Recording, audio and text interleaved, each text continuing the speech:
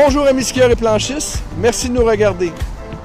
Eh bien, le visage du ski au Québec a passablement changé depuis les dernières années grâce à l'avenue du ski hors-piste, communément appelé le touring ou le backcountry. Mais que doit-on regarder lorsqu'on veut faire l'acquisition d'un tel équipement? Eh bien, je vous emmène chez Auberson Laval, rencontrer Louis Pépin, conseiller et spécialiste en la matière qui va nous aider dans l'achat de notre prochain équipement. Venez avec moi.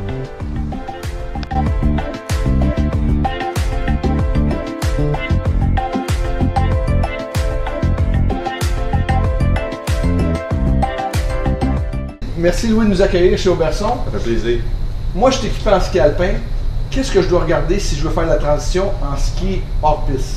Bien, dans le fond, c'est sûr, en tant que tel, ce qu'il faut regarder, premièrement, puis le plus important, c'est une paire de bottes, comme en ski alpin. Après, ensuite de ça, on y va avec un ski. On vise une légèreté pour la plupart des choses, parce qu'on va monter, justement, avec le ski. Sinon, par la suite, on garde quand même un beau plaisir en descente. On va y aller pour une fixation avec un décrochage au niveau du talon. Et ensuite de ça, pour certaines personnes, ce qui va être important, d'aller chercher des pôles avec un basket qui est plus grand, puis des longueurs qui sont télescopiques, justement, pour pouvoir ajuster au terrain qu'on va utiliser. Ça prend bien sûr des pots de phoque qu'on met en dessous du ski pour pouvoir grimper, puis c'est pas mal la base qu'on va chercher aussi. Ensuite, il y a le vêtement également aussi qu'on va utiliser. Il y a des coquilles et des multicouches, justement, pour s'ajuster selon la chaleur en montant. Parfait. Fait que tu nous montres ça en détail? Oui, tout à fait.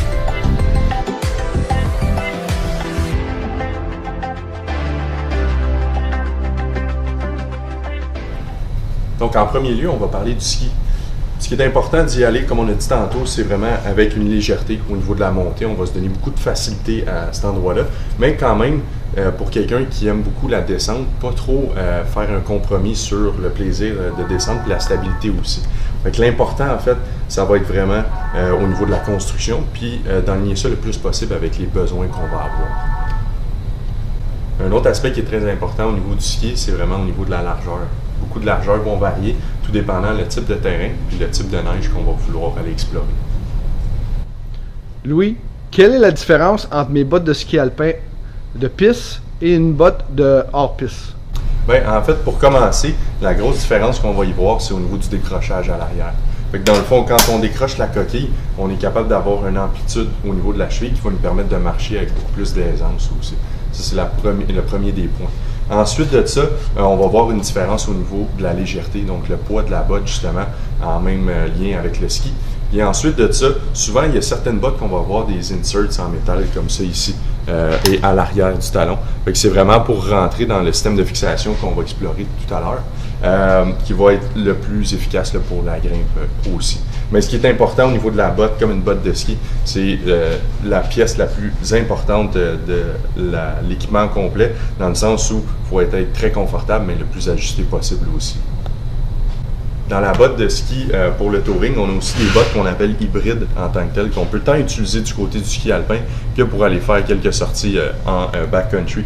Mais dans le fond, nous n'avons pas les inserts en métal, mais il est possible d'acheter des pièces justement de remplacement pour pouvoir s'adapter dans des fixations de touring.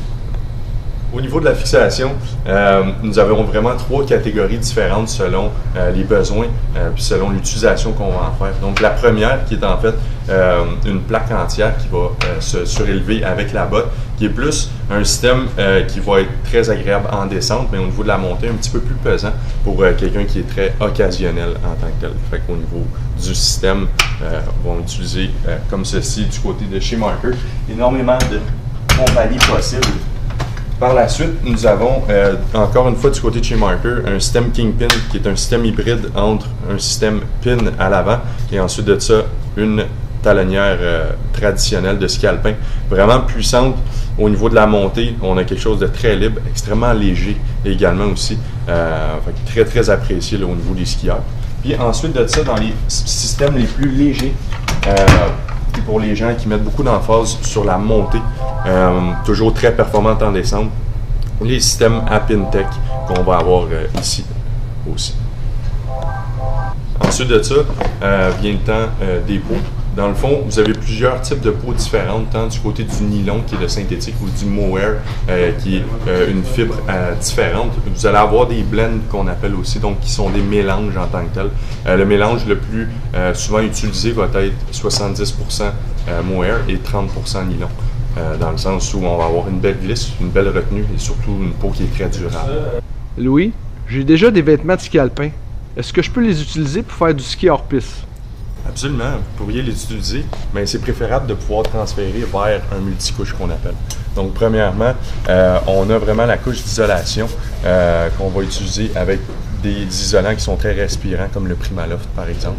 Et ensuite de ça, on va venir par-dessus mettre une coquille qui est souvent faite en Gore-Tex, donc justement, qui vont être des 3 plis, qui est très coupe-vent, mais aussi qui va pouvoir respirer, faire sortir l'humidité aussi pour être sûr de garder le corps bien au sec. Même principe au niveau des pantalons qu'on va utiliser aussi. Donc, toujours en Gore-Tex, qui est une coquille avec un isolant par en dessous.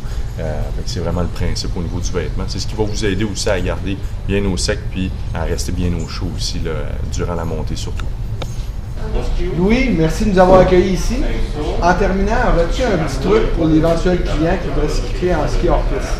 Absolument. En fait, le plus important, c'est d'évaluer toutes nos options possibles, mais de garder notre magasinage centré sur notre besoin pour le satisfaire le mieux possible. Merci beaucoup. Grand plaisir. Quant à nous, on se revoit dans le prochain épisode de la série web. Regardez-nous sur skipress.com.